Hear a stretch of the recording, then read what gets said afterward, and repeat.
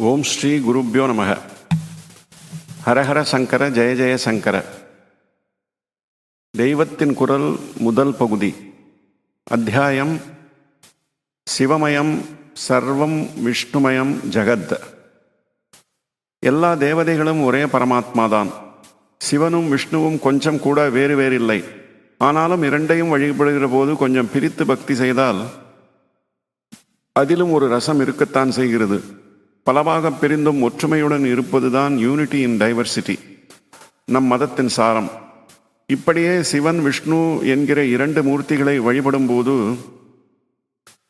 சாராம்சத்தில் அவை ஒன்றே என்கிற உணர்ச்சி இருந்தாலும் ஒவ்வொரு மூர்த்தியை ஒவ்வொரு தத்துவத்துக்கு ரூபகமாக வைத்துக்கொண்டு பக்தி செய்வதில் ஒரு ருச்சி இருக்கத்தான் செய்கிறது.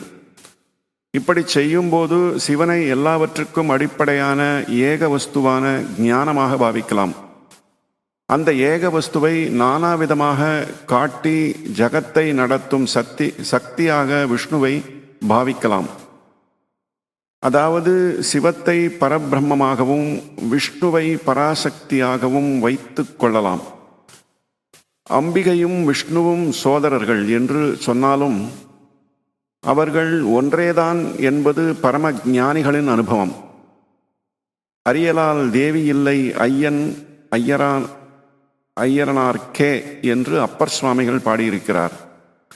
சங்கர நாராயண வடிவத்தையும் அர்த்தநாரீஸ்வர வடிவத்தையும் பார்த்தால் இந்த உண்மை தெரியும்.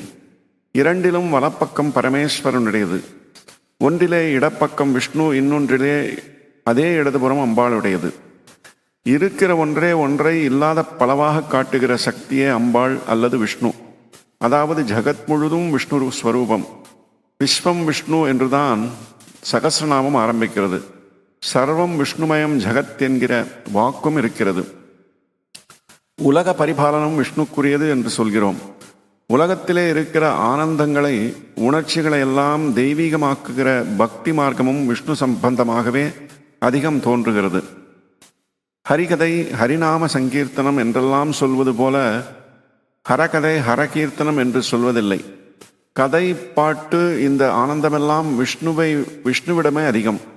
பாகவதர் என்றால் பகவானைச் சேர்ந்தவர் என்று அர்த்தமாயினும் பொதுவாக பாகவதம் என்றெல்லாம் சொன்னால் விஷ்ணு பக்தர், விஷ்ணுவின் கதை என்றே எடுத்துக்கொள்வோம். பிரபஞ்ச சௌந்தர்யங்களை எல்லாம் வைத்து பூஜை, பக்தி, பஜனை, கதை செய்வதெல்லாம் விஷ்ணு சம்பந்தமாக இருக்கின்றன. ஆனால் இந்த பிரபஞ்சத்தை விட்டு இதற்கு ஆதாரமான சாந்தத்தில் திளைக்கும் போது சிவசம்பந்தம் அதிகம் தோன்றுகிறது. சிவஞானம் சிவயோகம் என்று சொல்கிற மாதிரி விஷ்ணு ஞானம் விஷ்ணு யோகம் என்பதை காணப்படவில்லை. பலவாக இருக்கிற உலகனைத்தும் விஷ்ணு என்பதால் சர்வம் விஷ்ணு மயம் ஜகத் என்ற வாக்கு தோன்றியிருக்கிறது. பலவாக காண்கிறது போனால் சர்வம் போய்விடும், ஏகம்தான் இருக்கும். ஏகம் இருக்கும்போது சர்வம் என்ற வார்த்தைக்கு இடம் ஏது? அங்கே அந்த ஏகத்தை அனுபவிக்கிறவனை தவிர ஜகம் என்கிற ஒன்றும் தனியாக இல்லை. ஜகத்தும் அடிபட்டு போச்சு. சிவம் ஒன்றே எஞ்சி நிற்கிறது. இதனால்தான் சிவமயம் என்றே சொல்கிறார்கள். விப்கயார் என்ற 7 நிறங்களில் வெளுப்பும் சேரவில்லை, கருப்பும் சேரவில்லை.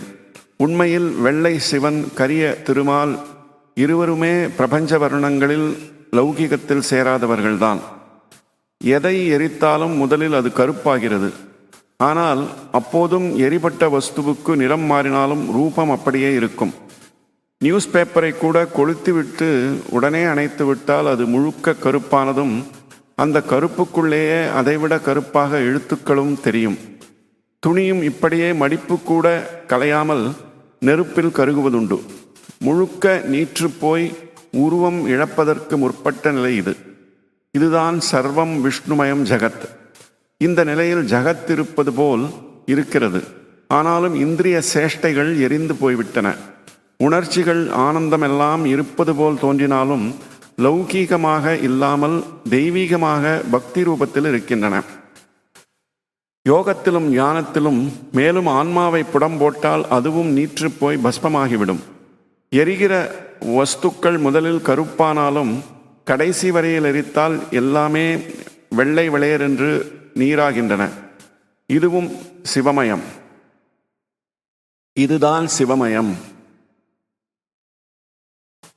சிவமயம் சர்வம் விஷ்ணுமயம் ஜகத் என்ற இந்த அத்தியாயம் இத்தோடு நிறைவு பெறுகிறது. ஓம் சாந்தி சாந்தி சாந்தி.